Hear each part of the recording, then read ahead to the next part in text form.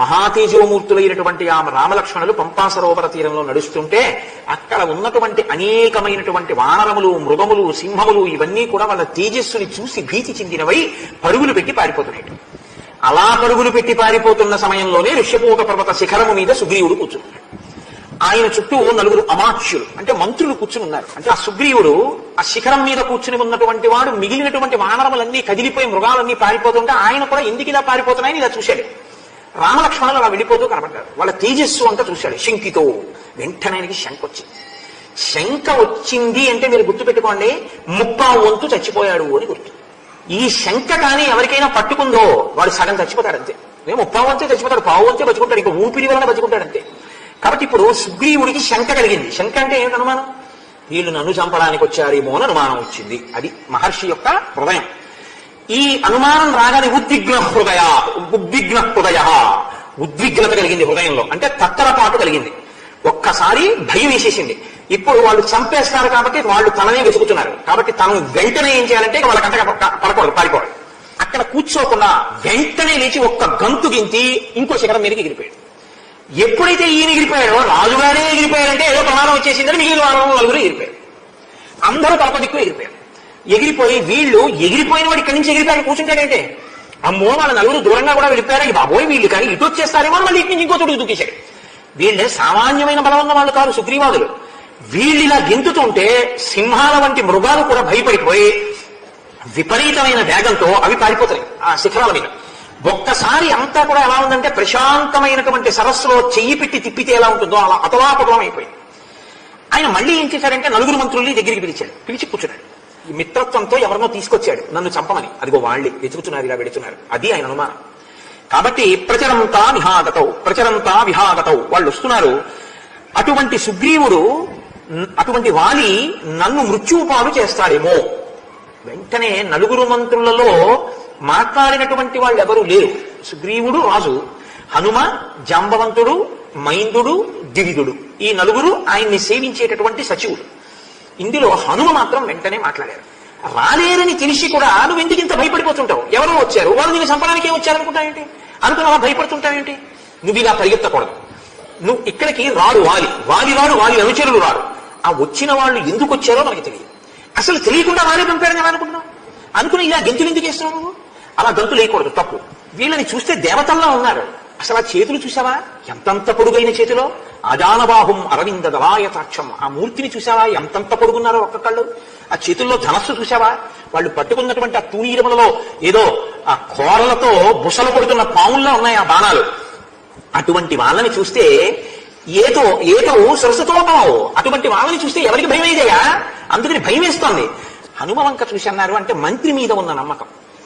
ఎందుకలా భయపడతావు? లఘుచిత్తకమాత్మానం అంటున్నావు కదా. ఒక పంచి నువ్వు వెళ్ళి అడిగిరా, నువ్వు కనుక్కురా. అసలు మనం భయపడవలసిన అవసరం ఉన్నవాళ్ళు, భయపడవలసిన అవసరం లేని వాళ్ళు నువ్వు వెళ్ళి విచారణ చేసిరా అంటే ఆయనకి హనుమ మీద అంత నమ్మకం రాజుకి. అందుకని హనుమ ఏం చేశారో తెలుసా అండి? కపిరూపం పరిత్యజ్య హనుమాన్ మారుతత్మజ భిక్షురూపం తతో భేదే శతబుద్ధి తయా కపి. తన రూపాన్ని విడిచిపెట్టేసి ఒక సన్యాసి రూపాన్ని పొందారు. పొంది రామలక్ష్మణుల దగ్గరికి వెళ్ళారు. ఇప్పుడు సుగ్రీవుడు చూడగానే సంతోషించారు. లోపల ఒకటి పెట్టుకుని పైకి ఒక వేషం కట్టి వెళ్ళారని చెప్తున్నారు మహర్షి. అటువంటి వారు వెళ్ళగానే ప్రణిపాతం చేసి నమస్కారం చేసి పూజ చేసి మాట్లాడుతున్నారు. అంటే తన జీవితంలో మొట్టమొదటిసారి రామలక్ష్మణుల్ని చూడగానే హనుమ హృదయంలో పాలు పొంగినట్టు భక్తి ఒక్కసారి పొంగింది. నా జీవితం ఈయనకే అంకితమైపోతోంది.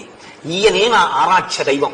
ఈయననే నేను ఉన్నన్నాళ్ళు, నా అవతారం ఉన్నన్నాళ్ళు నేను ఈయన్నే సేవిస్తాను. ఇది మొదటి పరిచయంలోనే ఆయనెవరో ఈయనకి లీలామాత్రంగా భాషించిందంటే. తత్కారణము చేత ఆయన వెంటనే కొన్ని ప్రశ్నల రూపంలో మాట్లాడడం మొదలుపెట్టారు హనుమ. రాముడు కానీ లక్ష్మణుడు కానీ జోక్యం చేసుకోరు, ఇద్దరు వింటున్నారు. ఆయన అన్నారు, మీరు ఇద్దరు రాజర్షులులా ఉన్నారు, మీరిద్దరు దేవతల్లా ఉన్నారు, మీ ఇద్దరు చాలా విపరీతమైన తేజస్సుతో ఉన్నారు.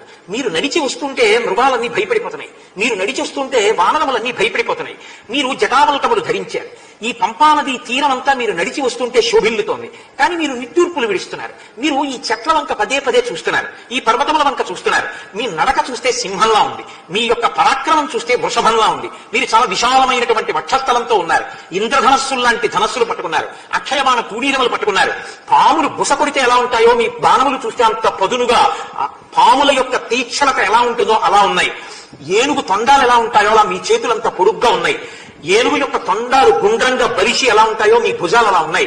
మీరు జటావల్కములు ధరించారు. సూర్యచంద్రులు ఇద్దరు నడిచి వస్తే ఎలా ఉంటుందో మీ ఇద్దరు అలా ఉన్నారు. మీరు చాలా దివ్యమైన రూపాలతో ఉన్నారు, సింహపరాక్రమంతో ఉన్నారు, చక్కని మూపులతో ఉన్నారు. దుర్గమారణ్యంలో కాలినడకన పెడుతున్నారు. మీరు ఆజానబాహులై ఉన్నారు. ఇంత అందమైన భుజాలున్న మీరు మీ భుజముల యొక్క సౌందర్యాన్ని ఆచ్ఛాదించడానికి ఆభరణములను ధరించి ఉండాలి. కానీ మీరు ఆభరణములు ఎందుకు ధరించలేదు? వింధ్యాద్రి, మేరుపర్వతము మొదలైన పర్వతములతో కూడినటువంటి ఈ భూమండలాన్నంతటినీ కూడా పరిపాలించగలిగినటువంటి తేజస్సు మీ ఇద్దరి ఎందు ప్రకాశిస్తోంది. కానీ మీరు ఈ భూమి మీద కాలినడకన నడిచి వెడుతున్నారు. ఇది ఒకదానికి పొంతన లేదు. మీ యొక్క ధనస్సులు చూస్తే భయం వేస్తోంది. పోతపోసి కరిగించినటువంటి బంగారము చేత అవి పైన పూతలు పూయబడి ఉన్నాయి. వాటికి ఆ అల్లెత్రాడు బిగింపబడవలసినటువంటి స్థితిలో ఉంది. మీరు ఇంత ఆశ్చర్యజనకములై చిత్రముగా ఉన్నటువంటి ఆ ధనస్సుల్ని చేత్తో పట్టుకున్నారు. అవి చూడ్డానికి వజ్రాయుధంగా ఉన్నాయి. బాణములతో నిండి ఉన్నటువంటి తూణీరములను మీరు భుజములకు కట్టుకున్నారు. మీ ఖడ్గములు చాలా పొడుగ్గా ఉన్నాయి. కుబుసం వదిలినటువంటి పాము ఎలా ఉంటుందో బంగారము చేత ఆచ్ఛాదింపబడిన మీ ఖడ్గాలు అలా ఉన్నాయి. మీరు ఇంత శోభాయమానంగా ఉన్నారు. మీరు చూడ్డానికి భూమిని శాసించగలిగిన వాళ్ళల్లా ఉన్నారు. కానీ మీరు ఎందుకో చుట్టుపక్కల చూస్తూ నిట్టూర్పులు విడిస్తూ ఈ భూమి మీద నడుస్తున్నారు. ఒకదానికి పొంతన కనపట్టలేదు. నాకు మీరు అర్థం కావట్లేదు. మీ తేజస్సు ఇలా ఉంది, మీరు ఇంత శోభస్కరంగా ఉన్నారు. నేను మిమ్మల్ని అడుగుతూనే ఉన్నాను, మీరు నాకు జవాబు చెప్పట్లేదు. మీరెవరో నాకు చెప్పండి అన్నారు. ఆయనకి తెలియకుండానే మొట్టమొదటిసారి రామలక్ష్మణుల్ని చూడగానే ఆయన హృదయంలో ఒక పొంగి స్తోత్రం కింద పైకి ప్రవహించేసిందంటే, ఆపాదమస్తకం పాదముల దగ్గర నుంచి శిరస్సు వరకు వర్ణన చేస్తూ అంతర్గతమైనటువంటి తేజస్సుతో సహా వాళ్ళు ఎంతటి ధర్మాత్మలో, ఎంత ప్రకాశం ఉన్నవారో, వారు ఏమి చేయడానికి యోగ్యులో తెలుసుకున్నవారై వారు దేవతామూర్తులతో సమానమైన వారు అని చేసినటువంటి ఆ స్తోత్రాన్ని విని సంతోషించారు రామచంద్రమూర్తి.